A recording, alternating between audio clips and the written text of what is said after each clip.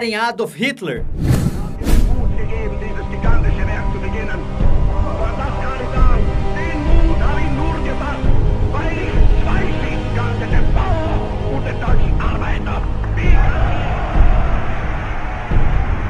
Olá, meus queridos amigos, eu sou o Felipe Castanhari e hoje o Nostalgia deixa um pouco de lado os filmes, as séries, a cultura pop e vamos entrar um pouquinho em história. Não, eu não sinto nostalgia do Hitler, eu não tenho saudades do Hitler, mas como o Nostalgia vem se transformando num programa muito mais informativo e deixamos de falar de coisas só do meu passado faz muito tempo, eu achei que seria legal poder trazer aqui pra vocês um pouquinho da história de um dos ditadores mais terríveis que já passou pelo mundo. Então sim, hoje iremos falar de história. História, aquela ciência humana fascinante que conta a história da humanidade, de todas as milhares de merdas que nós, seres humanos, já cometemos. Cometemos muitos erros, cara. Ah, mas Castanhari, eu odeio minhas aulas de história, meu professor é um filho da puta!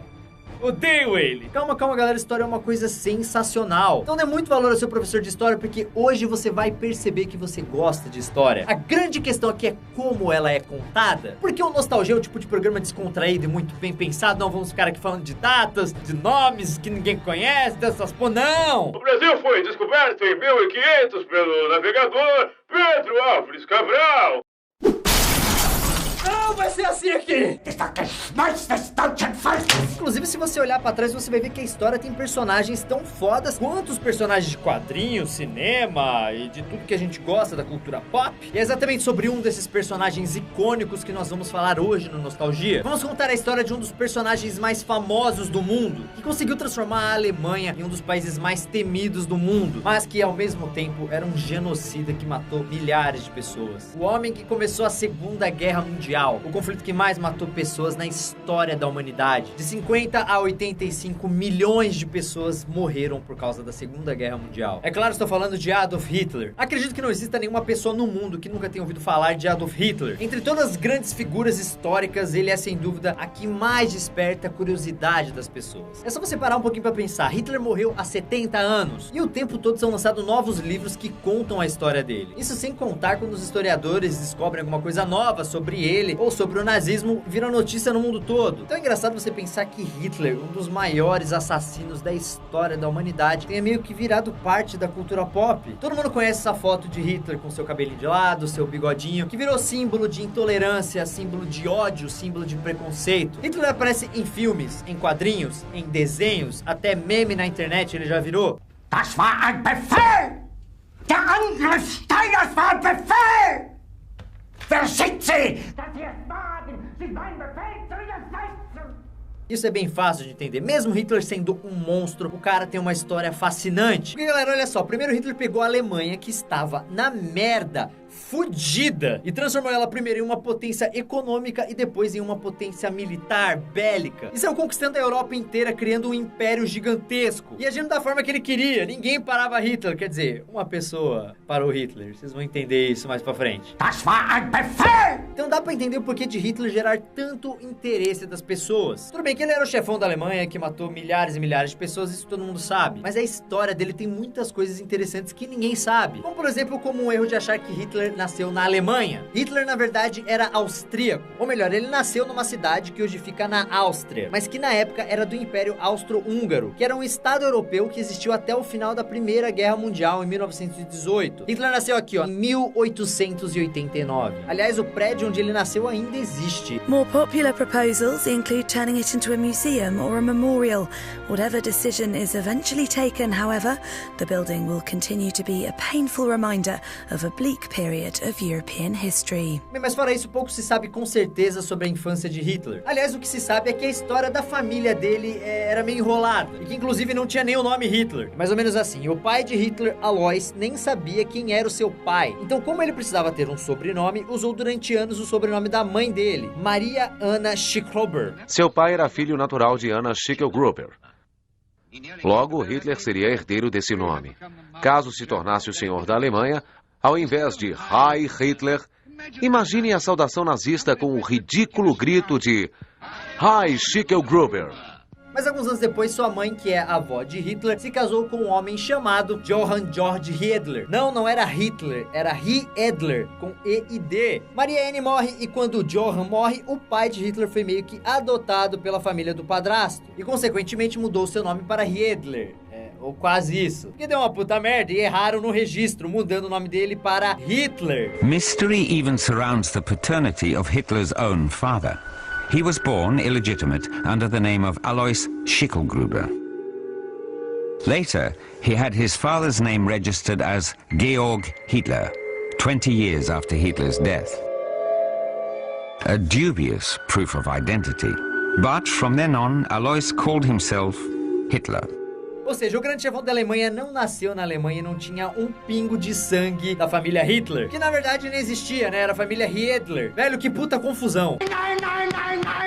Também rola um boato de que a avó de Hitler, a Maria Anne, havia trabalhado em uma casa de judeus. E alguns boatos dizem que o dono da casa seria o verdadeiro pai do Hitler. Ou seja, Hitler teria um avô judeu. Mas calma que isso não passa de um boato e nunca foi comprovado. But his opponents were looking more closely now, and they discovered a Salomon in the family tree.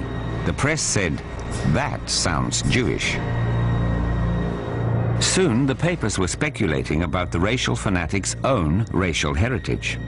A Vienna newspaper printed pictures of Jewish gravestones inscribed with names like Hitler. Actually, there is no evidence that Hitler did have Jewish ancestry, but at the time there were unanswered questions.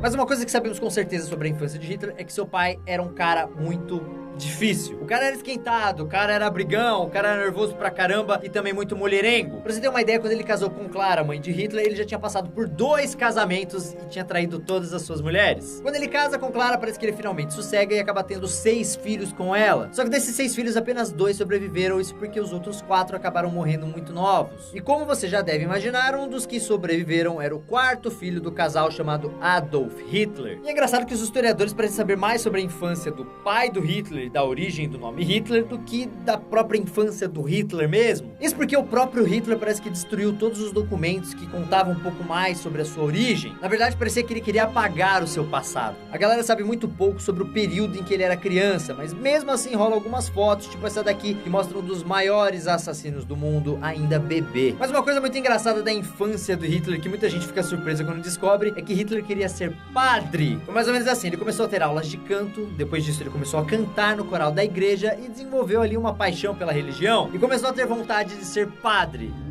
At 8, he is an altar boy in this monastery. He sings and admires the priest's self-sacrifice and sense of mission. E, mano, não dá pra imaginar Hitler padre, mas aí uma tragédia mudou tudo. Seu irmão Edmund morreu com 6 anos de idade. Nessa época, Hitler tinha apenas 10 anos e a morte do irmão dele mexeu muito com a cabeça dele. Com isso, ele mudou completamente seu comportamento. Ele virou meio que uma criança rédea, desencanada de tudo, que não respeitava nada. Passava a maior parte do tempo quebrando o pau com os pais e com os professores. E, na verdade, o relacionamento entre ele e o pai dele nunca foi fácil. Primeiro porque os dois eram teimosos pra caralho. Então sempre que eles tretavam, brigavam, eles nunca chegavam a um acordo, eles nunca ficavam de bem, era tipo um quebra-pau que não tinha resolução nenhuma. Outra coisa é que o pai do Hitler trabalhava na alfândega e queria que o filho dele seguisse os mesmos passos, né? Trabalhando lá na alfândega, mas não, o Hitler não queria isso. Hitler queria ser um artista, um cara que trabalha com artes, né? Um pintor. Hitler was in conflict with his father, who wanted him to become a civil servant. But Hitler will not go far in school, arrogantly considering himself above the education system. E o pai do Hitler achava isso um absurdo, ele nunca engoliu essa ideia de pintor e não aceitava isso de jeito nenhum. E é claro, eles começaram a tretar muito por causa disso. Hitler queria ser pintor, o pai dele achava que pintar era coisa de vagabundo, vai trabalhar, moleque. Vai se fuder, eu vou pintar. The poor boy is obstinate. He wants to be an artist. Never, says his father.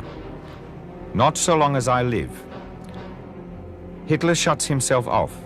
Unbending and numb. Bem, mas é isso, eles nunca se entenderam de verdade até que o pai do Hitler morreu em 1903. E foi nessa época que a merda começou a acontecer de verdade. E como eu falei, Hitler meio que cagava pra escola, só que tinha um professor que começou a chamar a atenção dele, principalmente por causa de suas ideias sobre o nacionalismo germânico. Em outras palavras, era um cara que venerava a Alemanha. E o Hitler começou a prestar atenção nisso. E pra vocês entenderem, naquela região onde o Hitler morava, era muito comum essa ideia pairar no ar. Porque lá onde eles moravam, no Império Austro-Húngaro, futuro era cheio de alemães, mesmo porque também era bem próximo da fronteira. E muitas pessoas ali também compartilhavam dessas ideias do professor do Hitler. Então Hitler entrou nisso de cabeça, e ao mesmo tempo que ele começou a venerar a Alemanha, ele começou a pegar um pouco de nojo do Império Austro-Húngaro, porque lá tinham pessoas de todas as etnias e raças. Having left his home province, he discovers the many communities living in the Austro-Hungarian capital.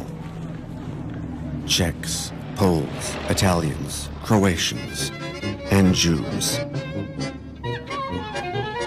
He will later state, "It appeared to me like the incarnation of racial profanation." Então pensa um pouquinho, o lance dele defender a raça ariana pura começou muito mais cedo do que você imagina, e meio que inconsciente na cabeça dele. Só que mesmo com esses pensamentos políticos distorcidos, o sonho dele ainda era ser um artista. E como o pai dele já tinha morrido e não ia encher mais o saco, ele se mudou para Viena, que era a capital da Áustria, e começou a cair de cabeça nos estudos da pintura, né, para se tornar um grande artista. Ele até mesmo tentou entrar na Academia de Artes da cidade, só que foi recusado 2 vezes. Porque achavam que Hitler não tinha talento, que foi uma frustração gigantesca que ele nunca conseguiu superar direito. His ambition was to go to Vienna and become an artist or architect.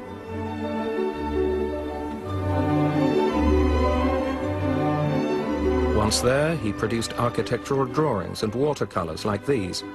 Competent, but not good enough to win the place he longed for at the Viennese Academy of Fine Arts. E ele ainda estava em Viena quando recebeu a notícia que sua mãe tinha morrido. Até então ele se sustentava com uma pensão que ele recebia do governo por causa da morte do pai dele. E também com uma graninha que a mãe dele mandava. E agora que a mãe dele tinha morrido, a fonte meio que secou, já que ele mal conseguia se bancar só com o dinheiro da pensão. His mother was on her deathbed and died of cancer shortly before Christmas.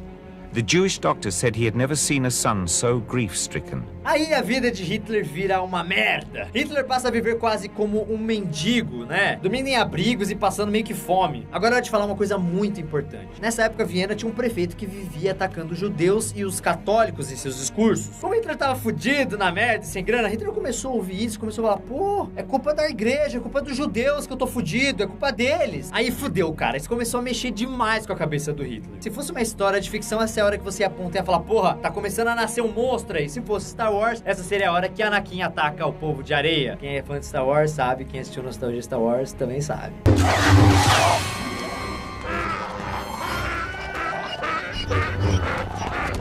Agora vamos sair um pouquinho de Viena e olhar para o resto da Europa, que estava vivendo uma situação bem complicada. Tava rolando muita tensão entre vários países e a galera começou a perceber que eventualmente ia estourar uma guerra. Hitler começou a perceber isso e quando ele viu que o Império Austro-Húngaro estava recrutando pessoas, né, para lutar na guerra, ele falou, nem fodendo que eu vou entrar para esse exército cheio de pessoas de outras raças que não são puras. Eu vou me alistar na Alemanha. Então ele deu um chapéu na convocação militar, pegou suas coisas e se mudou para a Alemanha. Exatamente, Hitler arrumou suas malas e foi morar em Munique, capital da Bavária, que é uma região da Alemanha. In 1910, he escaped to the Reich of his dreams, to Munich. When he was in Vienna, he had scraped a living by painting copies of postcards. He tried it here, too. Aí quando a Primeira Guerra começou, Hitler se alistou no exército da Bavária, mesmo se apresentando como cidadão austríaco. Se liga, essa foto aqui, mano, é um puta achado. Os caras encontraram Hitler ainda como um cara qualquer no meio da multidão, vibrando com a declaração de que a Alemanha estava entrando em guerra. Isso é algo que as pessoas esquecem, né? As pessoas lembram de Hitler na Segunda Guerra Mundial como o líder da Alemanha, mas esquecem que ele também lutou na Primeira Guerra Mundial como soldado. Bem, como ele não era cidadão alemão, ele não poderia ser promovido a oficial. Mas até onde se sabe, o cara teve um puta desempenho na guerra. E ele ficou a maior parte da guerra na França e na Bélgica, agindo como mensageiro. Se você acha que isso era fácil, mano, ó, Hitler fazia isso atravessando o território inimigo. Que na boa, não é qualquer um que teria coragem de fazer, não. For 4 years, Corporal Hitler has been a courier, carrying messages for Bavaria's 16th Infantry Regiment. He runs from trench to trench, delivering the soldiers their orders. It's a dangerous assignment. Hitler chegou ao posto de cabo e ganhou várias medalhas por bravura. E olha só a ironia, ele só ganhou uma dessas condecorações, a Cruz de Ferro de primeira classe, porque foi indicado pelo seu superior, um tenente alemão que era judeu. Mano, eu duvido que o Hitler tenha ficado feliz com essa história. He's decorated with the Iron Cross. He will wear this Iron Cross underneath his Nazi party insignia. Galera, a Primeira Guerra durou cerca de 4 anos, e perto do final dela, Hitler foi parar no hospital, que ele acabou se ferrando graças a um ataque de gás de mostarda, a grande arma que foi descoberta na época, o gás mostarda. E por causa disso, ele ficou temporariamente cego. E foi no hospital, já em 1918, que ele ficou sabendo que a Alemanha, que já estava tomando uma surra, havia se rendido. In October 1918, he was temporarily blinded in a gas attack. 1 month later, as he lay in a darkened hospital room, a greater darkness descended across Germany. The war was lost. Eu quero abrir um parênteses aqui muito importante. Alguns historiadores falam de um boato de que Hitler havia sido ferido no abdômen e no testículo, no saco, na sacoleta. Dizem que foi o médico Johann Jambor quem salvou Hitler, porque ouviu Hitler gritando no meio de vários outros soldados feridos. Isso nunca foi confirmado, mas galera, vamos pensar um pouquinho. Imagine Hitler com toda a sua psicose, com toda a sua cabeça distorcida, sem uma bola, infértil, ele não poderia ter filhos. Dizem que isso teria causado a ele um complexo de inferioridade, porque o cara não era mais homem, ele não podia ter mais filho, e isso meio que afetou a cabeça dele. Porque aí Hitler queria se mostrar homem a todo custo, mesmo que pessoas inocentes morressem no meio disso. Bem, mais uma vez, isso nunca foi confirmado, mas pra mim faz muito sentido. Bem, voltando pra guerra, Hitler fica sabendo que a Alemanha perdeu. E é claro, ele ficou extremamente puto quando descobriu isso. E o que deixou Hitler mais puto é que ele não acreditava que a Alemanha tinha perdido na guerra no braço. Ele falava que era culpa dos políticos, que tinha se rendido, que o exército era muito foda, não tinha como. E galera, muita gente na Alemanha também achava isso.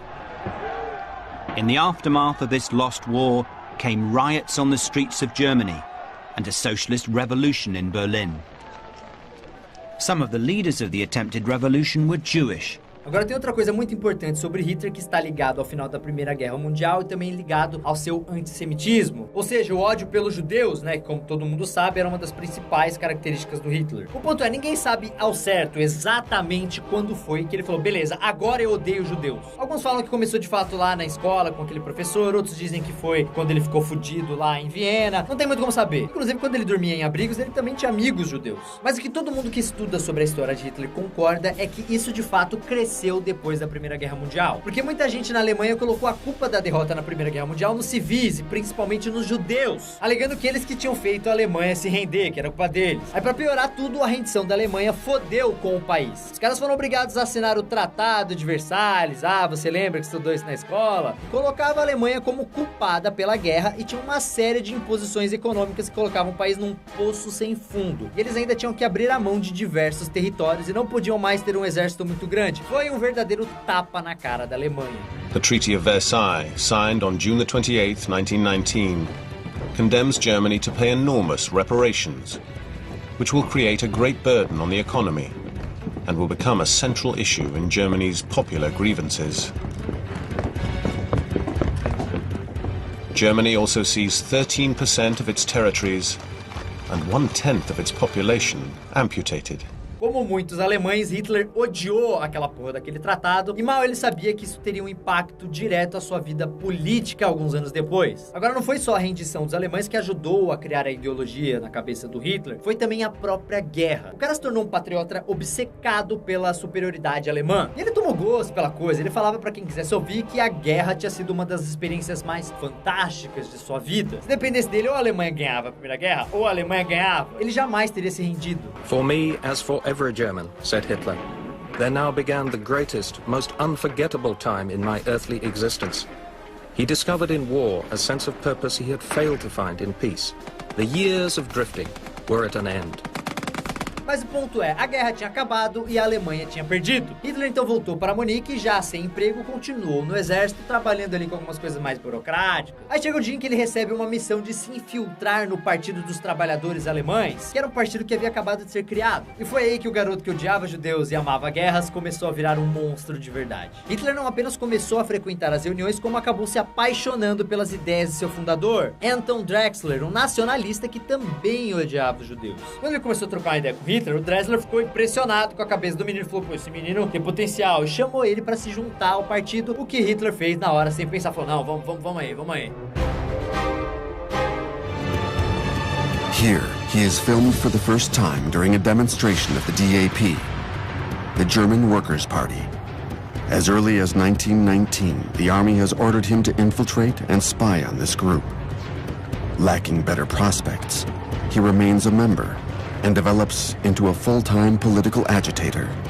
Aí a vida de Hitler muda completamente. Ele havia achado sua vocação na política. Dentro do partido, ele conhece outra figura que seria determinante na sua formação como um dos maiores monstros do século XX, Dietrich Eckart, membro de uma organização secreta chamada Sociedade Thule, e que, na verdade, estava por trás do partido.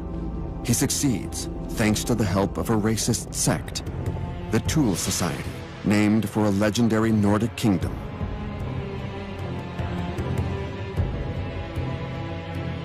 Its members finance a newspaper with funds of questionable origin. This publication becomes the official Nazi Party newspaper under a new title, Völkischer Beobachter, the Racist People's Observer. Esse cara acabou virando uma espécie de mentor do Hitler. E quando ele decidiu que o partido precisava mudar de nome para aumentar o seu alcance junto ao povo alemão, o Partido dos Trabalhadores Alemães se transformou em Partido Nacional Socialista dos Trabalhadores Alemães, que também seria conhecido como Partido Nazista. Hitler changes the party's name, associating the terms national and socialism. His goal is to create a wider appeal and to show his anti-capitalist stance. The DAP will now be the NSDAP, the National Socialist German Workers' Party, the abbreviated form of which is Nazi.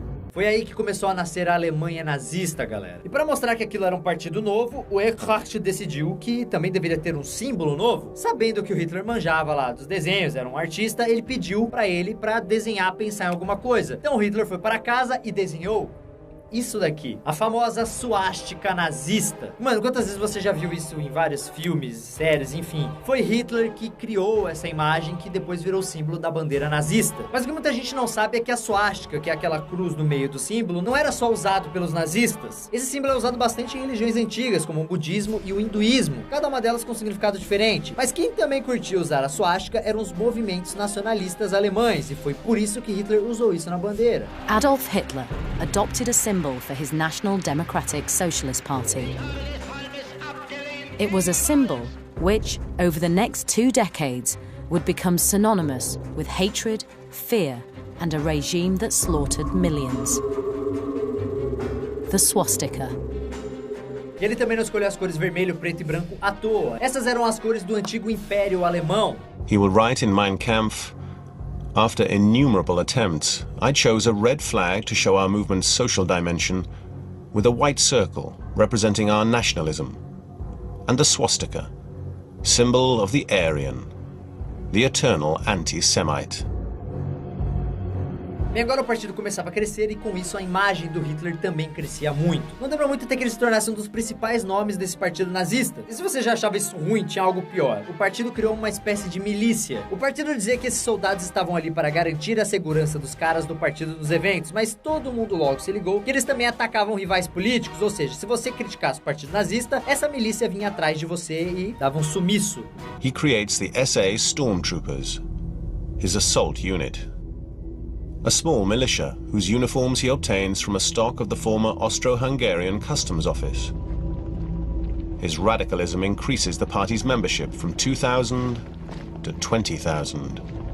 Hitler começou a ficar conhecido por todos esses motivos que eu falei, mas por outro também muito particular, sua habilidade e capacidade de se comunicar com multidões. Hitler tinha várias qualidades como político, ele era um rapaz esperto, inteligente, estrategista, mas na hora de se comunicar, na hora de fazer um discurso com o público velho, ele levava as multidões a loucuras, ele falava o que a galera queria ouvir de uma maneira sensacional. O cara era foda dando discurso. Ele sabia a hora de falar calmamente, a hora de explodir, até a hora das pausas ele sabia. Als unsere Partei gerade 7 Mann hoch war, sprach sie schon 2 Grundsätze aus.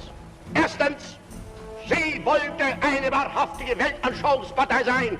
Und zweitens, sie wollte daher kompromisslos die einzige Macht und alleinige Macht in Deutschland.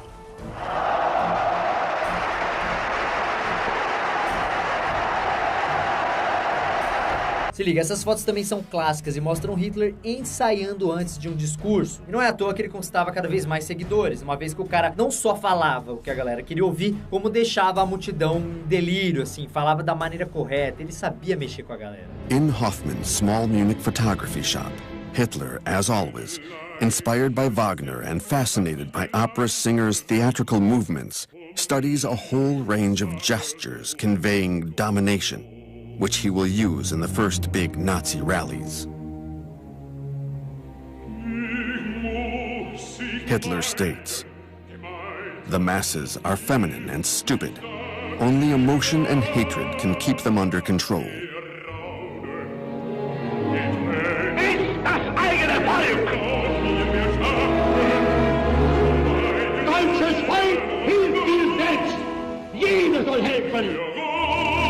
Diesem unerhörten Zwang beugen! E com a popularidade do Partido Nazista, eles começaram também a receber investimentos e dinheiro de várias indústrias e também de empresários. E essa galera também colocou na cabeça dele a ideia de uma conspiração internacional dos judeus que, segundo eles, queriam dominar o mundo. E é lógico que Hitler comprou essa ideia e começou a falar também sobre isso nos discursos. Es sind das die Menschen, die überall und nirgends zu Hause sind, die nirgends einen Boden haben, auf den sie gewachsen sind, sondern die heute in Berlin leben, morgen genauso gut in Brüssel sein können, übermorgen in Paris oder mit in Prag oder in Wien oder in London und die sich überall zu Hause fühlen. Es sind die einzigen, die wirklich als internationale Elemente anzusprechen sind, weil sie überall ihre Geschäfte betätigen können. Aber das Volk kann ihnen ja nicht nachfolgen. O Partido Nazista estava cada vez ficando mais forte em Munique, só que ele ainda não tinha nenhum poder na Alemanha inteira. E o que Hitler decidiu fazer? Ele falou, bem, já que não temos poder, vamos tomar o poder na força. Na Itália, um cara chamado Benito Mussolini tinha feito uma marcha em Roma, quando os fascistas entraram na capital italiana e colocaram Mussolini no poder. O Hitler olhou para aquilo e disse, porra, se ele consegue fazer isso, eu também consigo. Aliás, no começo de sua carreira política, Hitler se espelhou muito em Mussolini. A saudação fascista emprestada de Mussolini tornou-se parte do ritual, junto com as bandeiras e estandartes. Outros pontos em comum com os fascistas italianos foram construídos. Hitler e Rudolf Hess encontram-se com Mussolini em Munique, talvez procurando uma maneira de dividir seu poder. O antissemita fanático Julius encontra seu par e o terreno ideal é assentado para a cooperação entre fascistas e nazistas, antes mesmo de Mussolini voltar para Roma. Aí rola outro acontecimento que foi muito marcante em sua vida, que foi o putsch da cervejaria. Os detalhes são muito complicados, chatos, sobre política, blá, blá, mas basicamente Hitler tentou dar um golpe de Estado. E tem esse nome, né, putsch da cervejaria, porque Hitler juntou a galera do partido nazista, especialmente aquela milícia, e foi até a maior cervejaria de Munique, onde o cara que comandava a Bavária estava dando um discurso. Hitler chegou ali enfiando o pé na porta e disse que estava tomando o poder na marra. On November 8, 1923, Hitler attempted a coup, which is now known as the Beer Hall Putsch. Hitler and a large group of his party's paramilitary soldiers stormed into a beer hall in Munich filled with 3,000 people. Hitler claimed a national revolution had broken out and the government had been toppled. Você vê como o cara era maluco. Ele pegou todos os líderes políticos que estavam ali naquela cervejaria, levou pra uma salinha, pegou uma arma e falou assim, ou vocês apoiam essa porra, ou então... Hitler queria tomar o poder na Bavária para depois marchar para Berlim, assim como Mussolini fez na Itália, para assim tomar o poder do país. Só que a parada morreu ali na Bavária, porque ele tentou invadir uns prédios públicos, a polícia reagiu, teve tiroteio, um monte de gente morreu e deu uma bosta. No meio da confusão, Hitler fugiu para casa de um amigo e esse amigo disse que ele estava tão frustrado que até pensou em se matar. Assim, o primeiro avanço nazista é detido. Antes do ataque, Hitler tinha jurado vencer ou morrer. Eu tenho balas no meu revólver para os meus camaradas e uma para mim mesmo se falharmos, declara.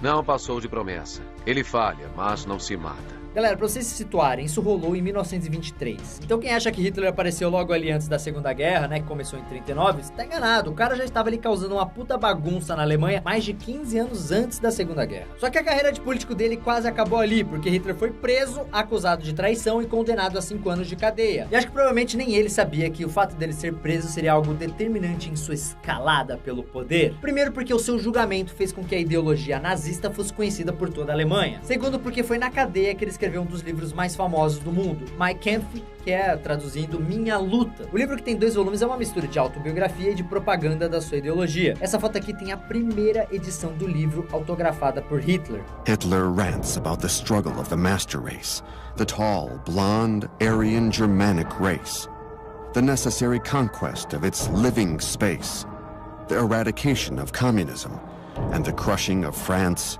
and the Jews, who, in Hitler's eyes, do not even belong to the human species. At the time, many readers judged the book to be errant madness, a fatal error.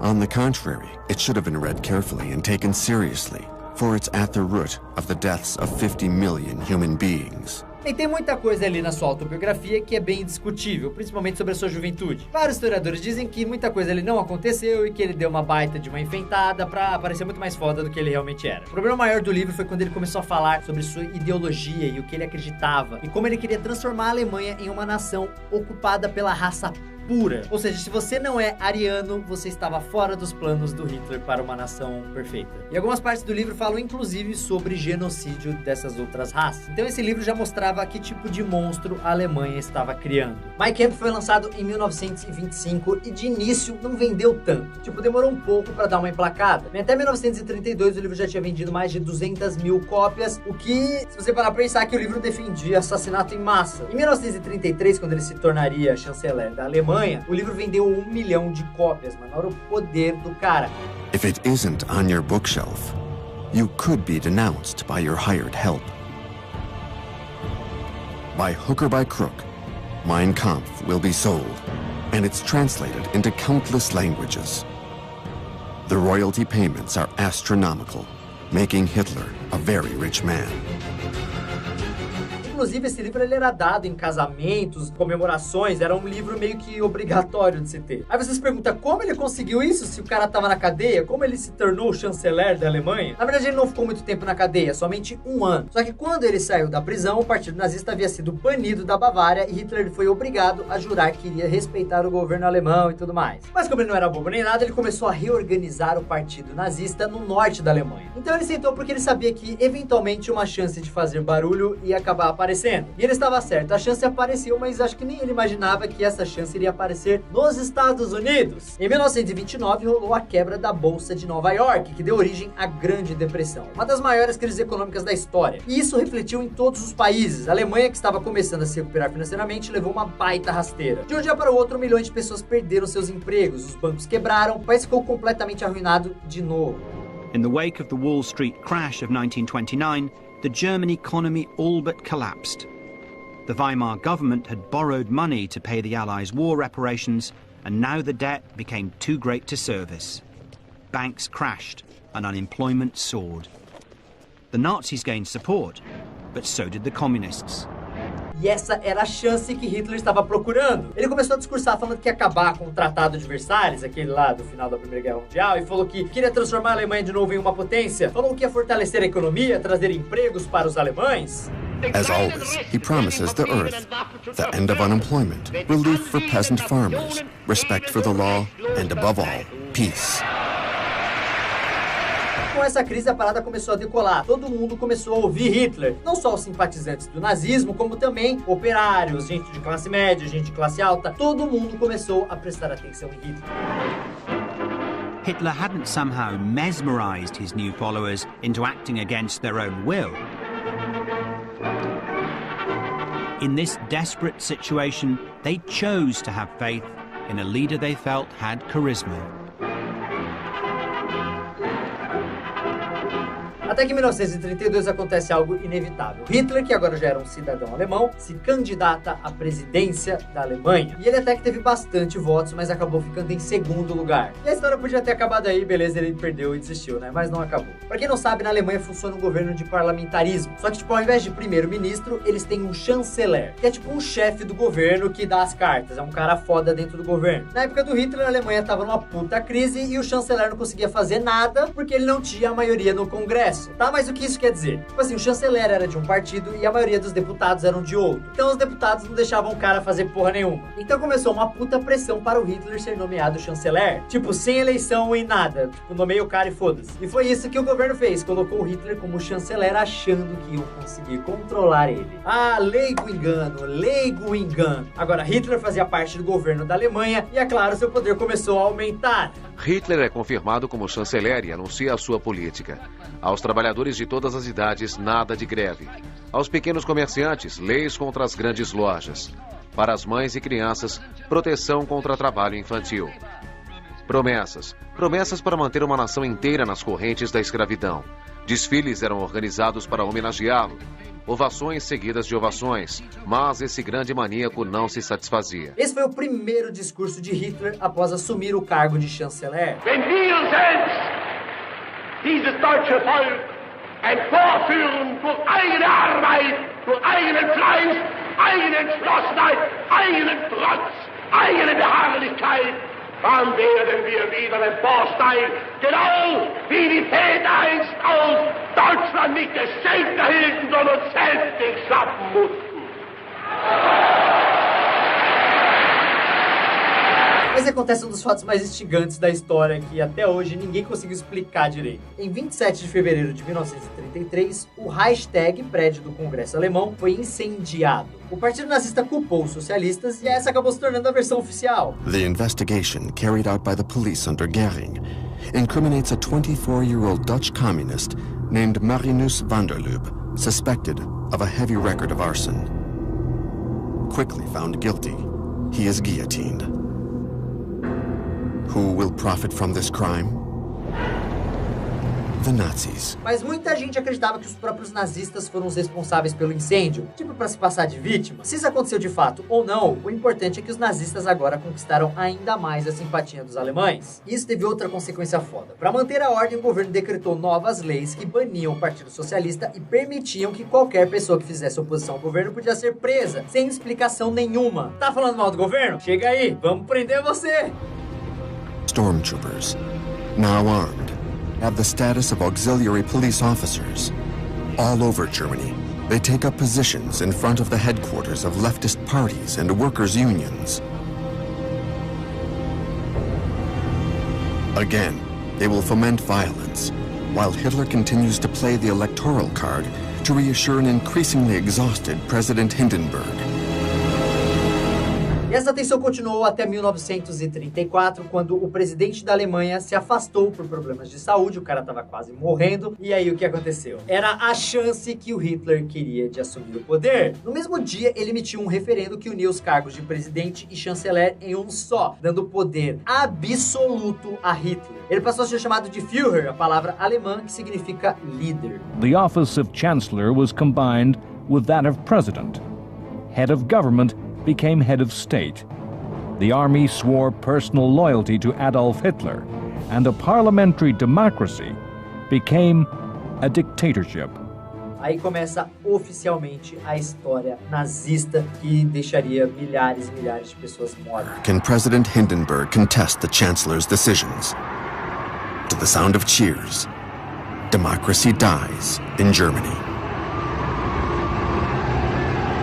Pensa, se antes de ter o poder total, Hitler já influenciava mó galera, então imagina agora que o cara tinha poder total no governo, milhares de pessoas seguindo ele e nenhum tipo de restrição.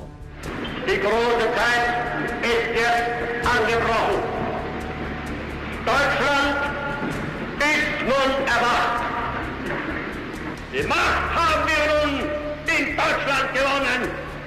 Nun gilt es, das deutsche Volk zu gewinnen. E mesmo que muita gente não sabe é que pelo menos no início do governo do Hitler, ele foi um puta chefe de estado. Independente de suas ideias psicóticas, o cara conseguiu tirar a Alemanha do buraco. O número de desempregados na Alemanha caiu de 6 milhões para 1 milhão, velho. E ele começou também a investir em obras de infraestrutura como ferrovias, estradas, empresas e várias outras coisas, para criar uma infraestrutura capaz de transformar a Alemanha em uma potência. A recovery program that was every bit as successful as that of Roosevelt in the USA.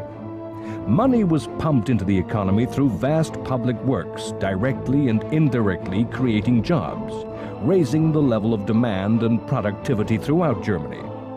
A lasting image of the 1930s is of Hitler and other Nazis proudly opening autobahns, futurist highways of a new age. Então imagina o nível de adoração que a galera começou a ter pelo Hitler. Quem gostava dele começou a virar fanático. Quem já era fanático começou a falar, porra, eu morreria por esse cara. Now that they were in power, many of those close to Hitler found their belief in him had intensified still further. We love Adolf Hitler because we believe firmly and profoundly that he was sent to us by God to save Germany. To those who follow him, there is no quality that he does not possess to the greatest perfection. E a parada é que ele fez muito mais do que simplesmente melhorar a economia da Alemanha. O cara pegou o sentimento daquele alemão que estava completamente humilhado por causa do fim da Primeira Guerra e ergueu o espírito daquele cara. Fez ele se sentir orgulhoso novamente de ser alemão. Germany in the mid-1930s. A country reborn from humiliating defeat shows a new face. Prosperity, full employment, and electric national unity. E o Hitler usava sua influência para fazer várias e várias coisas. Lembra que eu falei que ele gostava de pintura, de arquitetura? Então, ele começou a incentivar cada vez mais a arquitetura da Alemanha, sempre com prédios absurdamente grandiosos. Aquelas coisas que você olha na rua e fica, tipo, até bobo com o tamanho. Isso não era de graça, galera. Fazia parte da estratégia nazista de mostrar a superioridade da raça ariana. Above all, gigantic, colossal. The temples of a great illusion. Even after 1,000 years, they were meant to continue to proclaim the greatness of his Reich. People were petrified in the monumental. Their lives were null. Only one person counted. Aliás, tem algo que os nazistas eram geniais, era na propaganda. Até hoje, a estratégia deles, que foi coordenada pelo ministro de propaganda Joseph Goebbels, um dos principais aliados de Hitler, é estudada nas faculdades de todo o mundo como exemplo de propaganda bem-sucedida. Tudo ali era feito para mostrar a superioridade da raça ariana e também o poder da Alemanha.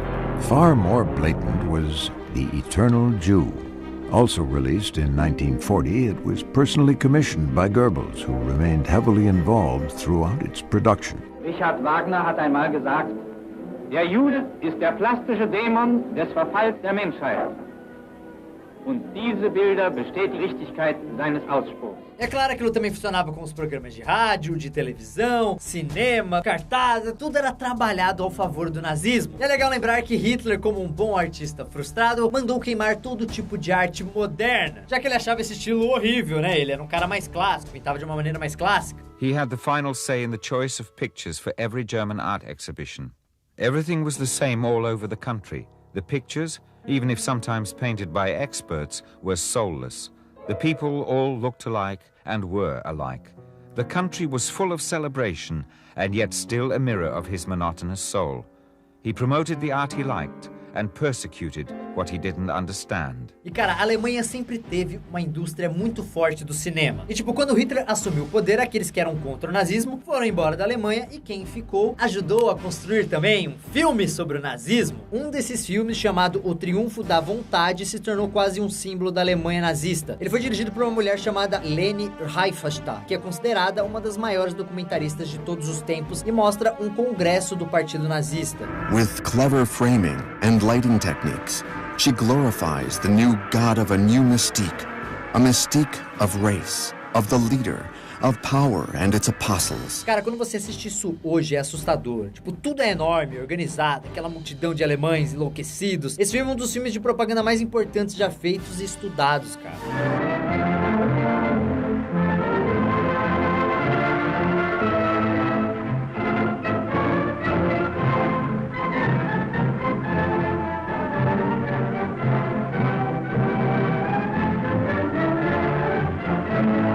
Outro ponto da propaganda é que ela não era feita só para vender o nazismo e a raça ariana como a raça perfeita. Era também feita para promover a imagem de Hitler. Tudo era feito para tratar Hitler como um tipo de deus, como um cara acima do povo, né? E isso, é claro, tirando o fato de que Hitler já era um cara que se comunicava muito bem com as multidões, então ele já era amado por todos. E os filmes e fotografias nazistas exploravam muito isso. Ich glaube, sondern das Spur, ich kämpfe!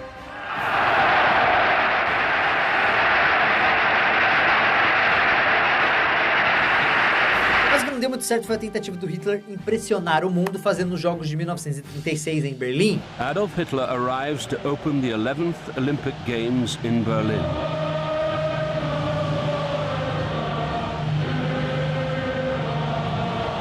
Hitler is determined these games will be a showpiece for his new Germany.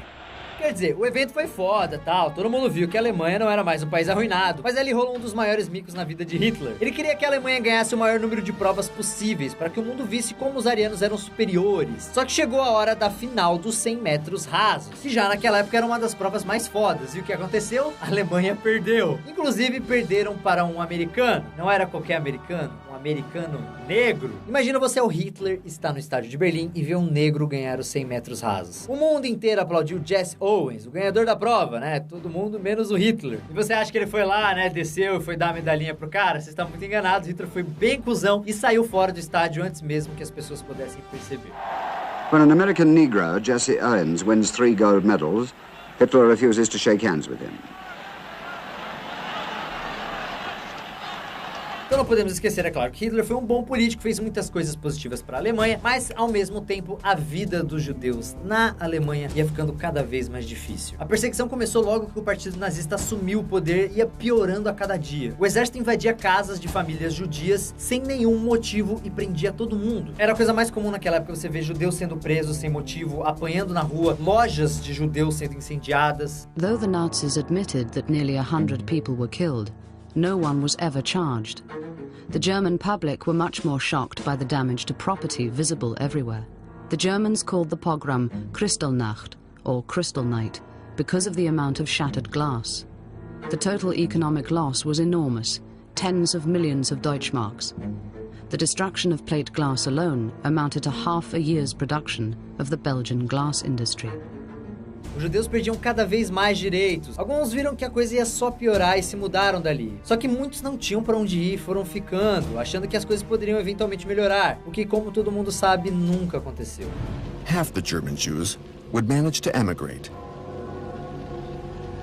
Gerda Blackman remembers, "We succeeded in embarking on the condition of giving up everything we owned. The poorer German Jews would be stuck in Germany. They would be deported to the eastern ghettos, then exterminated in the camps."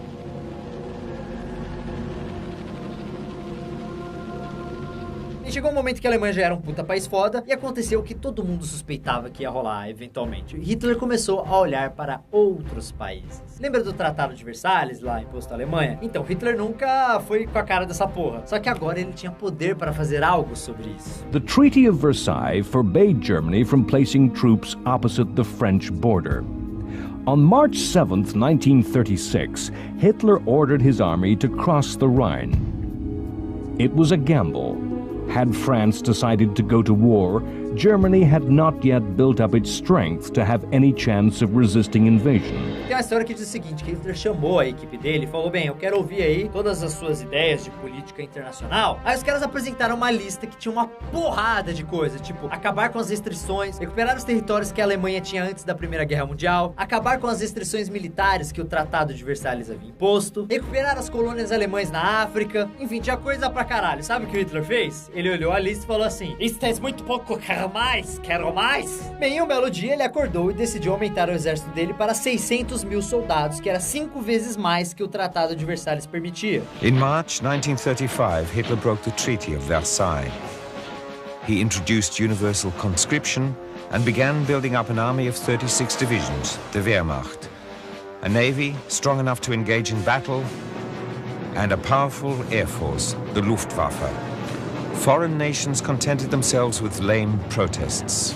Ele tava um pouco se fudendo se aquilo ia quebrar algum tipo de regra do tratado. Aí o que ele começou a fazer? Começou a recuperar alguns dos países que ele havia perdido na Primeira Guerra Mundial. Ou seja, a Alemanha passou anos crescendo ali em silêncio na dela. E do nada começou a mostrar isso pro mundo. E da pior maneira possível. Hitler called for the realization of an old nationalist dream. The union of all Germans in a great German state. One Reich embracing all the German-speaking peoples. Not only Austrians and East Prussians, but Germans in the Sudetenland of Czechoslovakia, Germans in Poland, in Yugoslavia, Germans even in Russia.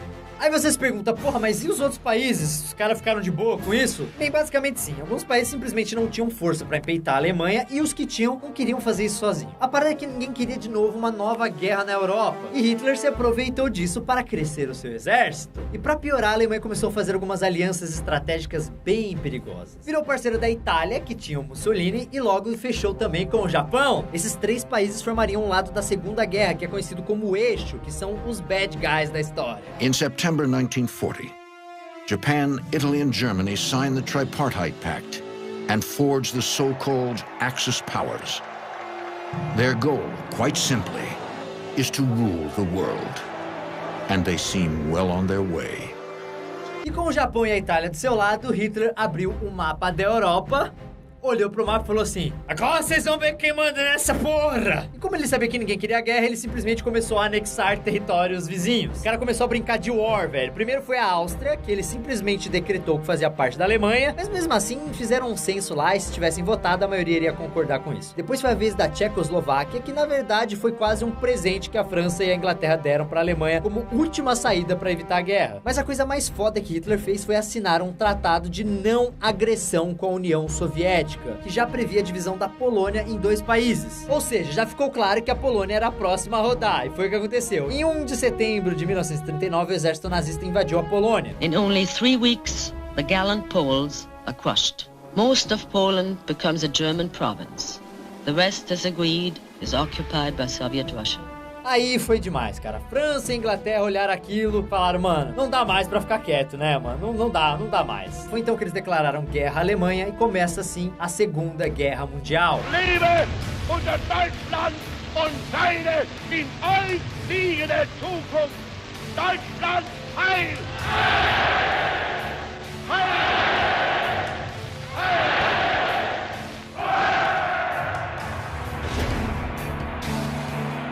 Um dos maiores conflitos de nossa humanidade, que envolveu mais ou menos cerca de 100 milhões de pessoas e mais de 30 países diferentes. Então, galera, se a gente fosse falar da Segunda Guerra Mundial em si aqui, ia dar uma nostalgia maior do que já tá esse, que tá longo pra caralho. Então, se você quer ver uma nostalgia sobre história, sobre Segunda Guerra, sobre Primeira Guerra, sobre corrida espacial, sei lá, comentem aqui embaixo o que vocês gostariam de ver. Mit dem Angriff Steiners wird das alles in Ordnung kommen. O pau comeu no norte da África, na Europa, no Pacífico, no Atlântico. Mas como esse é um nostalgia sobre o Hitler, vamos focar só mais no lado da Alemanha. Mesmo porque, basicamente, nos primeiros anos de guerra, é Hitler quem joga as cartas na mesa. Porque Hitler, que já tinha mostrado que era um puta político, começou a mostrar também que era um baita estrategista. O que ele conquista nos primeiros anos de guerra, velho, é um absurdo. Ele invadindo um país atrás do outro, usando uma técnica que ficou conhecida como Blitzkrieg. O exército ataca o inimigo tão rápido que não dá nem tempo dos caras se defenderem. We must meet the enemy with novelties that take him by surprise, so we can continually retain the initiative.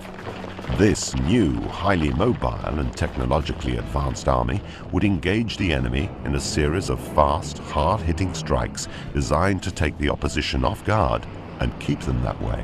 Olha só, em abril de 40, a Alemanha invadiu Dinamarca e Noruega. Depois foi a vez da Holanda, Bélgica, Luxemburgo e a França, quase que numa tacada só. Em 41, Grécia e Iugoslávia. E o cara não estava só de olho na Europa, não, já que ele mandou um monte de tropas para o norte da África, porque estava de olho no Egito. Ou seja, ele queria a Europa, o controle total do Mediterrâneo e mais um continente a sua escolha. Quem jogou War entendeu a brincadeira. E no meio disso tudo, começou a rolar uma das coisas mais terríveis da Segunda Guerra Mundial: o Holocausto. Você com certeza já ouviu falar nisso.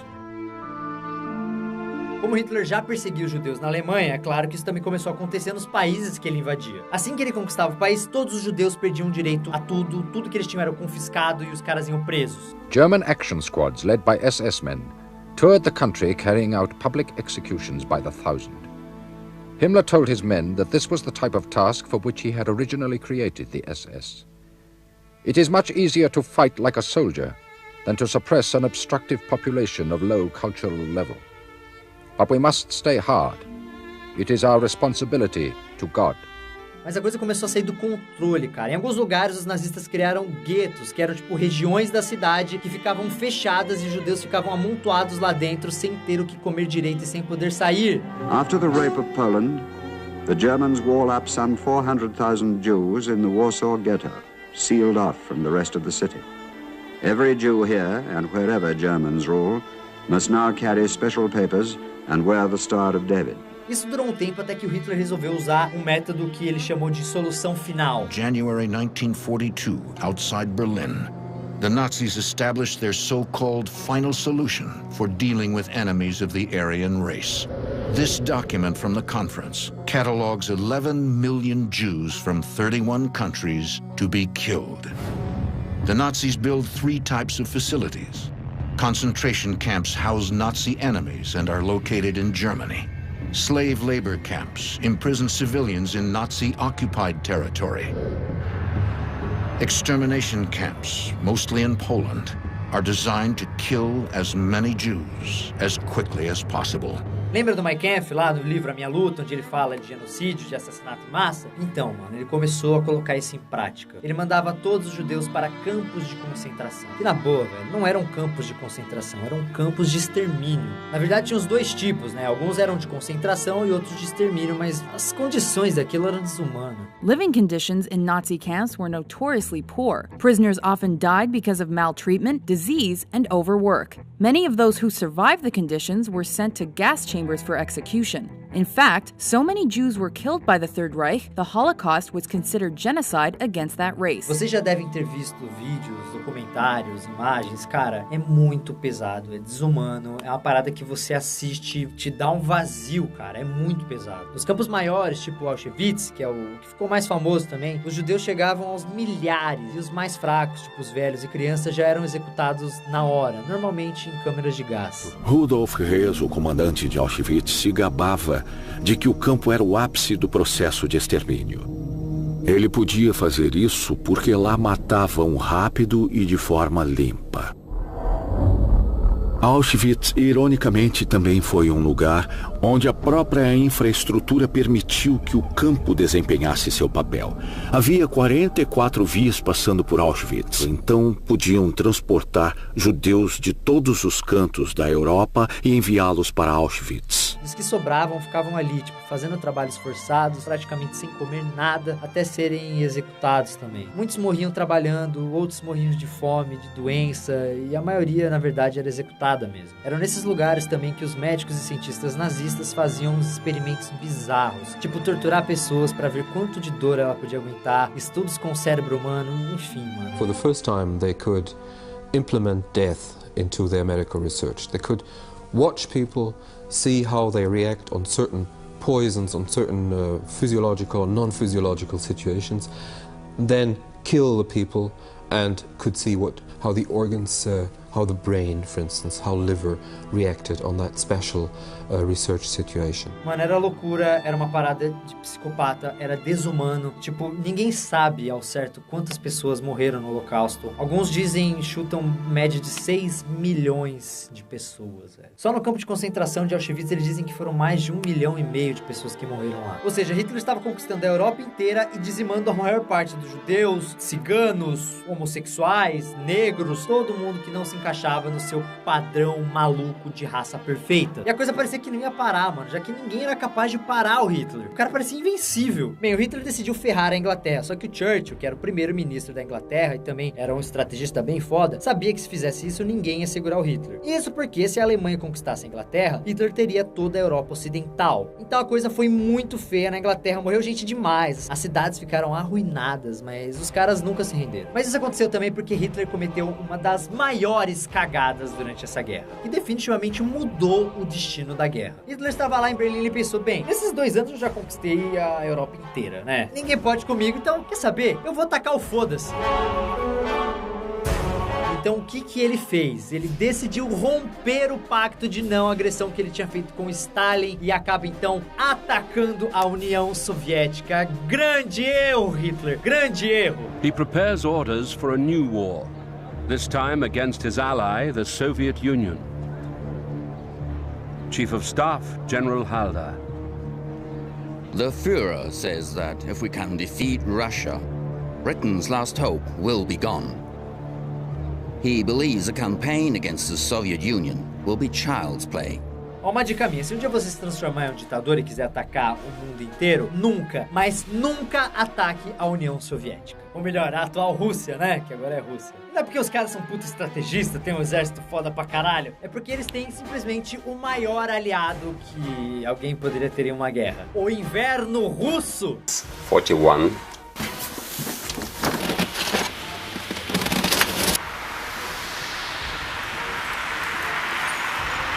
É tipo, só quem nasceu naquela merda consegue aguentar aquilo. Inclusive, os russos têm até um apelido pra isso. Eles chamam de General Inverno. But the weather was now starting to freeze. The German forces, confident the campaign would be over by the summer, were caught unprepared. With no winter clothing, they now suffered terribly.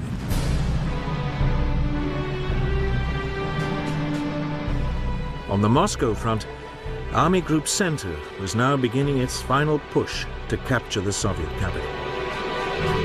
Foi o General Inverno que acabou com Napoleão e foi também o General Inverno que fodeu com Hitler. Tipo, no começo da invasão do Hitler, até que começou a dar certo, porque o exército soviético era grande, mas não estava tão preparado quanto o do Hitler. Só que com o tempo a parada começou a se equilibrar, e a galera da Rússia começou a usar uma tática que é genial. Funciona mais ou menos assim, a Alemanha ia avançando e eles iam recuando junto. Como a União Soviética era, tipo, gigante, você já olhou o mapa do mundo? Olha a Rússia, o tamanho daquela porra. Então isso ia perdurando durante muito tempo. Só que os russos não iam apenas recuando, mas também iam pegando todos os animais das fazendas e queimando as plantações, para que os alemães não encontrassem comida. Olha o nível dos caras, destruíam o próprio país para montar uma armadilha. E é claro que chegou uma hora que a comida dos alemães acabou. E como eles já estavam bem no meio da União Soviética, não rolava mais voltar para a Alemanha. A única alternativa era continuar avançando no meio daquele inverno de menos 40. Cara, o que morreu de gente congelada na invasão da União Soviética não dá nem pra contar. É claro que também morreu bastante gente da União Soviética, mas, velho, morreu muito alemão. The Russians were assisted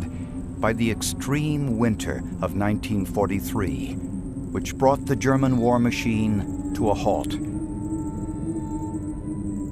And also because of their aviators, both men and women, many of whom died in defense of their country. In July of 1943, at the Battle of Kursk, in the largest tank battle in history, the Russian army was again victorious, stopping Germany's last major offensive in the east. Essa foi a primeira derrota do Hitler, e muitos acreditam que se ele tivesse largado o osso, como dizem, se tivesse deixado, não, tá bom, mas eu não vou conseguir, deixa pra lá, eu não queria mesmo invadir vocês, né, deixa pra lá. Então dizem que se ele tivesse deixado pra lá, as coisas seriam bem diferentes hoje em dia. Então a sua primeira derrota foi para o seu ego, porque mesmo se fudendo na União Soviética, ele não parava de mandar soldado. Não, vai, soldado até acabar a porra de todos os soldados. E o que acontecia? Mandava, os caras morriam congelados, aí mandava mais, aí tinha que mandar mais comida, mais suprimento, o cara começou a gastar o suprimento dele, gastar contingente e foi se fudendo. An entire army will be destroyed in the ice of Stalingrad. 300,000 German troops will be surrounded.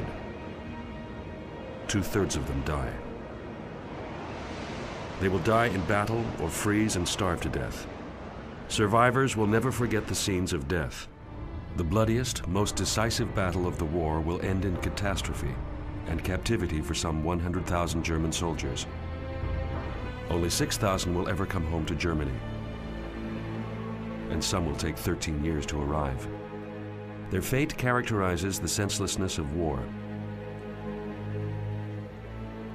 There are the same faces the summer before. E ele não estava só em guerra com a União Soviética, ele também estava em guerra com outros países, então ele tinha que lutar lá e também em outro lugar. A Alemanha lutava do lado oriental com a União Soviética e do ocidental com os aliados, que usavam a Inglaterra como base e atacavam os territórios ocupados pela Alemanha o tempo todo. Mano, e é claro que Hitler sentiu o baque. Ele podia ser um político genial e um puto estrategista, mas a pressão de lidar com aqueles ataques de todos os lados começou a ser demais pra ele. E o pior é que de repente ele começou a perceber que tinha problemas dentro da Alemanha. Porque tipo assim, a Alemanha tinha a Gestapo, que era aquela polícia que ele criou, que era uma polícia foda pra caralho. Mano, os caras eram tão foda que se a Gestapo entrasse na sua casa e levasse você embora, você nunca mais era visto. Os caras te matavam e pronto, acabou. Era simples assim. Esses sujeitos idolatravam Hitler e estavam dispostos a morrer em nome do nazismo. Agora isso é a polícia dele, né? A Gestapo. Só que no exército nem todo mundo era nazista. Claro que eles obedeciam o Hitler porque ele era o Führer e tudo mais, mas não era só fanatismo ali. E quando os soldados viram que o Hitler tava fazendo merda, a galera começou a desertar. Começou a falar, não, mas fuder, Hitler, você tá viajando, mano. E uma galera começou a sair fora. Teve gente que tentou fugir, teve gente que se rendeu. On February 2nd, 1943, General Friedrich Paulus becomes Hitler's first field marshal to choose surrender over suicide. He gives up his 91,000 bedraggled German troops to the Soviets. Teve gente que tentou matar o Hitler. Nos últimos anos da guerra, Hitler sofreu uma série de atentados que eram feitos por soldados alemães que queriam dar um fim na guerra e sabiam que isso só iria acontecer se o Hitler morresse, porque ele não queria se render. Isso enfraqueceu cada vez mais a posição dele como líder do exército. In 1943, a bomb was placed upon a plane in which he was traveling. Unfortunately, the pilot flew too high to avoid turbulent air. not to bother Hitler. This froze the bomb. Twice, officers volunteered during the next 2 months to approach Hitler as human suicide weapons. In both cases, Hitler avoided assassination by not appearing or by appearing too briefly to allow the officers to do their work. Ele começou a fazer umas estratégias meio malucas e quando perdia ficava puto, falava que tava tendo conspiração contra ele, que iriam trair ele. Ou seja, a Alemanha começou a se fuder em todas as frentes, inclusive a merda começou a ir em direção dos nazistas. Porque pensa, de um lado a União Soviética atacando, do outro os aliados que já tinham a ajuda dos Estados Unidos. Mano, ele tava se fudendo. Aliás, os Estados Unidos já pegavam pesado na propaganda contra o Hitler desde o começo da guerra. Mas tipo, se os nazistas tinham aquela propaganda grandiosa, os americanos preferiam o caminho que era muito mais a cara deles. Por exemplo, o primeiro gibi do Capitão América lançado em 41 já trazia na capa o herói dando um murro na cara do Hitler. Well before the US entered the war, superheroes weren't just waving the flag, they were wearing it. Timely Comics had the greatest anti-Nazi of them all, who burst on the scene with an unforgettable cover. Captain America threw a smashing right cross to the jaw of Adolf Hitler. That said everything about the character. Até o Pato Donald entrou na brincadeira com o desenho A Cara do Führer, que tem uma cena clássica que ele joga um tomate na cara do Hitler e até ganha um Oscar essa porra. Not to love the Führer is a great disgrace, so be Heil, Heil, right in the Führer's face. So be Heil, Heil, right in the Führer's face. Mas talvez a maior crítica a Hitler não partiu de nenhum governo, saiu da mente genial de um cara foda, Charles Chaplin, que imitou Hitler em O Grande Ditador. O filme tem duas cenas clássicas, aquela que Hitler fica brincando com uma bola com o desenho da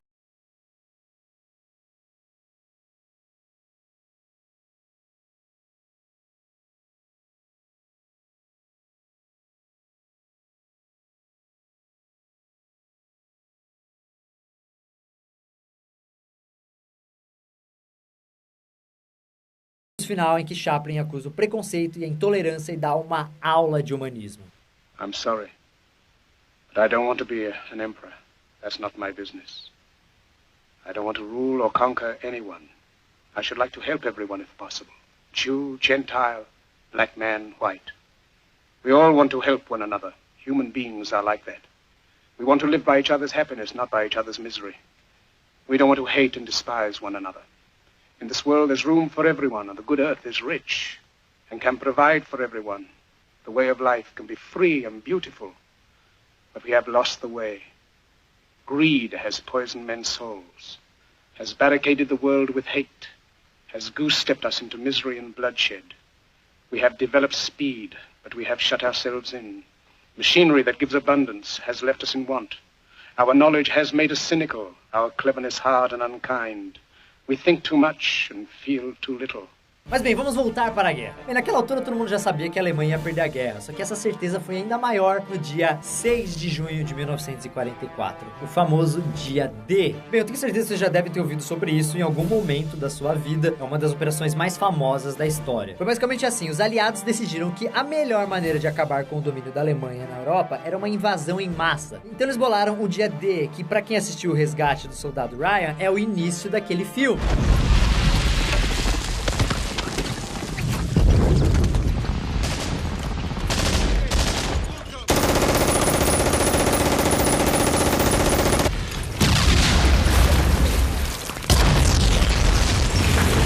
Milhares de soldados aliados invadiram a Europa quase ao mesmo tempo, tanto por barcos como por paraquedas, e conquistaram pontos chaves do litoral da Europa. Com isso, eles puderam montar bases ali e começaram a agrupar soldados e ir avançando, colocando os nazistas para correr. The Allied invasion comes ashore on the beaches of Normandy. 83,000 British and Canadian troops land at Gold, Juno, and Sword beaches. 73,000 Americans of the U.S. First Army land at Utah and Omaha beaches. Então, mano, o bagulho tava cada vez desmoronando mais. Você tinha lá os soldados do dia D, você tinha lá a União Soviética, começou tudo a desmoronar. E tipo, a certeza de que a Alemanha ia perder a guerra era tão grande que começou uma disputinha ali entre a Inglaterra, Estados Unidos e União Soviética pra ver quem chegava antes em Berlim pra tomar Berlim e acabar com a guerra. E Hitler percebeu isso e foi ficando cada vez mais insano, que acabou tendo que se confinar dentro de um bunker e ficou lá comandando as operações da guerra do seu bunker todo protegido. E reunido com o alto escalão nazista e com os generais do exército. E Hitler decide quem ficará até o fim e vai para um abrigo bunker sobre a chancelaria com Eva. Himmler e Göring ficam desertas e as explosões da artilharia é o som da destruição que se aproxima. Em 22 de abril, Hitler tem um colapso nervoso e se recusa a deixar o abrigo. E pelo que eu já falei aqui, você já deve imaginar, Hitler não pensava em se render. Então ele ficava lá, completamente paranoico, tomando um monte de remédio, achando que o nego ia trair ele a qualquer momento, completamente maluco. Tem um filme sensacional sobre isso que se chama A Queda, As Últimas Horas de Hitler, que é justamente onde eles tiram aquela cena do Hitler, que a galera começou a zoar na internet com dublagem, etc. Ich hatte gut daran getan, von Jahren alle höheren Offiziere liquidieren zu lassen, wie Stalin! É engraçado que esses últimos momentos do Hitler têm uma das informações mais curiosas sobre ele. Por exemplo, os depoimentos de secretárias que trabalhavam com ele no bunker mostram Hitler totalmente diferente do que a gente espera. Elas diziam que ele as tratava de uma forma muito carinhosa, quase como se fosse um pai, sempre educado, gentil. War sehr höflich, auch sehr charmant. Konnte schon... Zum Beispiel Frau Christian konnte sagen, was haben Sie für entzückende Öhrchen. Da hat sie eine neue Frisur gehabt und nach oben gekämmt. Und das hat er dann bemerkt.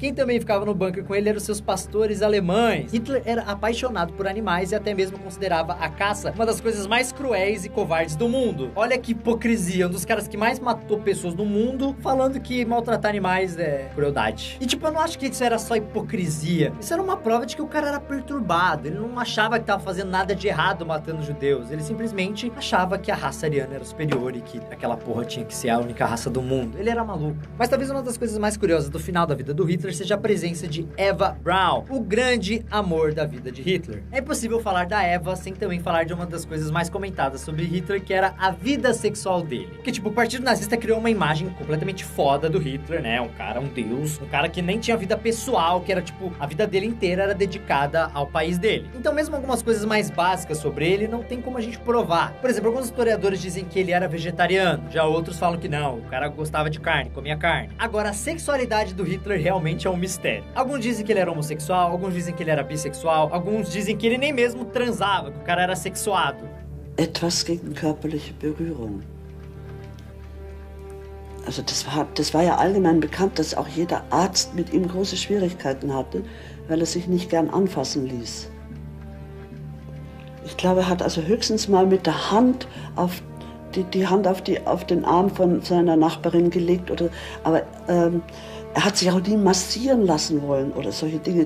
Da war er absolut sehr zurückhaltend. Teve também algumas teorias de que ele teve várias amantes ao longo de sua vida, especialmente depois que subiu ao poder. E também já teve gente que jura que ele tem um filho ilegítimo nascido na França no final da Primeira Guerra Mundial. Isso sem falar também daquele lance que ele era infértil, que ele não tinha uma das bolas. Mas também é bom lembrar que muitos desses boatos foram lançados por inimigos políticos do Hitler, né? Com o objetivo de manchar a imagem dele. Então não tem como a gente confirmar isso. E esse pouco que a gente sabe sobre Hitler é basicamente a Eva Braun. Ela conheceu ele em 1929, quando trabalhava com um fotógrafo pessoal do Hitler. Eles tiveram um longo relacionamento, mas nunca se casaram de verdade. His photographer, Heinrich Hoffmann, introduced him to one of his secretaries. She resembles Gelly. Her name is Eva Braun. And already quite worldly, she fits the bill. She's captivated by the Nazi Party leader's popularity. Hitler will make her his new shadow mistress. Quando a guerra começou a chegar perto do final e todo mundo percebeu que a Alemanha iria perder, a Eva mostrou uma puta lealdade e foi até o bunker do Hitler pra ficar com ele até o final de tudo. E Hitler gostava muito da companhia dela porque ele dizia que ela o acalmava. A Eva era completamente apaixonada pelo Hitler, mas dizem que ela também não era muito equilibrada, porque ela já tinha tentado se matar 2 vezes porque o Hitler não tinha tempo pra ela. Eva has already made 2 attempts at suicide, but Hitler still refuses to marry her. Então ela se muda para o bunker e a parada vira uma puta história dramática, já que eles se casam lá no dia 29 de abril de 1945. Ou seja, Eva foi companheira de Hitler durante boa parte de sua vida, para finalmente ir lá casar com Hitler e permanecer casada por cerca de 2 dias. Porque Eva e Hitler se suicidaram dentro desse bunker. A morte do Hitler é outra coisa cheia de controvérsias e teorias. Algumas são bem malucas e são daquele estilo de Elvis não morreu, Michael Jackson não morreu, tá ligado? Dizem que ele escapou, mudou de aparência e fugiu pra Argentina, onde ele viveu escondido até morrer de velhice. Outros dizem que ele também estaria aqui no Brasil. Ok, galera, teve um monte de nazista que fugiu pra América do Sul. O próprio Mengele, que era um médico nazista que fazia experimentos com judeus e tinha o apelido de Anjo da Morte, morreu afogado aqui no litoral de São Paulo, na cidade de Bertioga, em 1979, onde ele vivia com um nome falso. Desde 1945, surgiram várias teorias sobre uma possível fuga de Adolf Hitler para a Argentina em um submarino. Há também centenas de testemunhos de avistamentos de Hitler em diferentes partes do mundo. A maioria ocorreu na Argentina, um lugar onde muitos nazistas buscaram refúgio. Os serviços de inteligência americanos como o FBI e a CIA relatam a presença de Hitler na Argentina e desenvolveram um semblante, simulando a aparência do Führer nos anos seguintes. Mas imaginar que o Hitler conseguiu escapar, não dá, cara. O mundo inteiro estava atrás dele. E tipo, os soviéticos já tinham invadido Berlim e estavam cada vez mais perto do bunker dele. E os generais já nem tentavam mais resistir, já viu que a porra tinha fudido com tudo e meio que falaram, mano, é isso, Hitler, fudeu. A teoria mais aceita da morte do Hitler foi a seguinte: Hitler e Eva se despediram do seu staff pessoal, foram até um quarto onde eles se trancaram, Eva tomou uma cápsula de veneno e Hitler acabou dando um tiro na própria cabeça. Ele também teria matado seus cachorros para evitar que eles caíssem na mão dos inimigos, já outros dizem que foi para testar se o veneno funcionaria antes mesmo de ingerir. After finally marrying his mistress, Eva Braun, Adolf Hitler has committed suicide. In order to escape the disgrace of surrender, my wife and I choose death. It is our wish to be burned immediately. Mas é que começa a confusão. Dizem que os corpos foram retirados, queimados, para que eles não fossem reconhecidos e usados como troféu na mão dos inimigos. Esse é Eric Kierkegaard, o motorista particular de Hitler por muitos anos. Ele ensopou os cadáveres com gasolina. Ele diz: quando vi o chefe pela última vez, definitivamente eu tive a sensação que o fim estava próximo. Mas não havia nele qualquer mudança que desse para perceber. Nada na sua personalidade ou qualquer outra coisa. Ele disse adeus e me dispensou. No dia seguinte, quando ele estava morto, entrei no abrigo apenas para cuidar do corpo. Então surgiu Martin Bormann com Eva Braun em seus braços. Levei seu corpo para longe dele e o levei para perto de Adolf Hitler.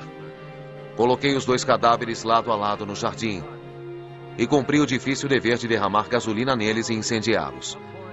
Os corpos queimaram de 1h30 da tarde até as 7h30 da noite. Por isso, quando os soviéticos acharam os corpos perto do bunker, eles já estavam praticamente irreconhecíveis. Dizem que foi possível identificar os restos de Hitler apenas por causa da arcada dentária. Seus restos mortais foram levados para a União Soviética, onde foram analisados e tudo mais, mas como tudo aquilo que acontecia na União Soviética nessa época, ninguém divulgava nada. Até que em 2009, os cientistas analisaram o crânio que seria supostamente de Hitler e descobriram que não era do Hitler, era de uma mulher de aproximadamente 30 anos. Então, mesmo que seja quase certo que ele tenha morrido no bunker, ninguém sabe o que aconteceu com o corpo dele. Agora, se a ideia do Hitler em se matar era não ser humilhado, parece que não deu muito certo, porque hoje em dia o nazismo e toda a sua ideologia é considerado uma das coisas mais horríveis do mundo inteiro. Hoje em dia o nome dele e o nazismo são vistos como imorais, e ele continua sendo lembrado como um dos maiores psicopatas da história. E logo depois que ele morreu, a Alemanha se rendeu, assim como aconteceu na Primeira Guerra Mundial, o que também não deixaria ele nem um pouco feliz. What is left of the German High Command surrenders to the Allies. After 5 years and 8 months of unbridled violence, the war in Europe is over.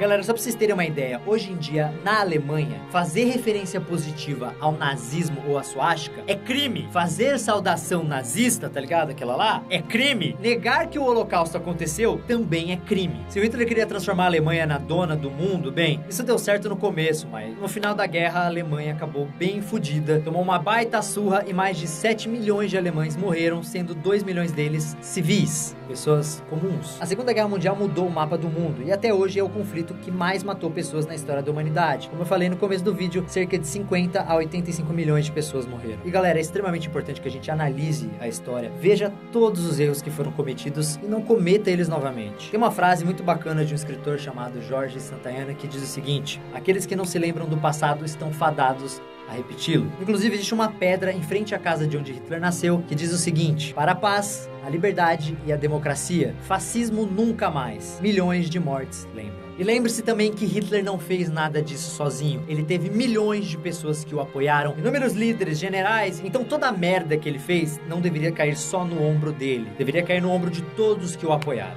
I think of all the tyrants in history, you have to put Adolf Hitler right at the top. He almost destroyed civilization as we know it during the 20th century. I don't think that history will ever forgive him, nor should it.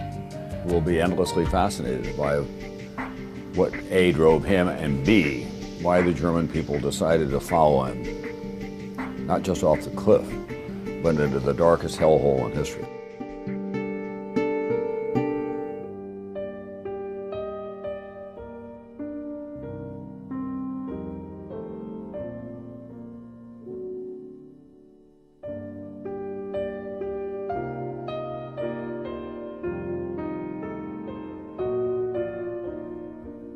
E esse foi o Nostalgia Hitler. Se você gostou, por favor, deixa o gostei aqui embaixo, dê um baita trabalho. Comente se você gostaria de ver novas nostalgias sobre história. Não se esqueça de se inscrever aqui no canal Nostalgia para não perder os vídeos novos. E calma, não vai embora, porque você pode clicar aqui para ver o nosso último Nostalgia, onde falamos de Star Wars. Tá sensacional, conheça um pouco da história maravilhosa de Star Wars clicando aqui.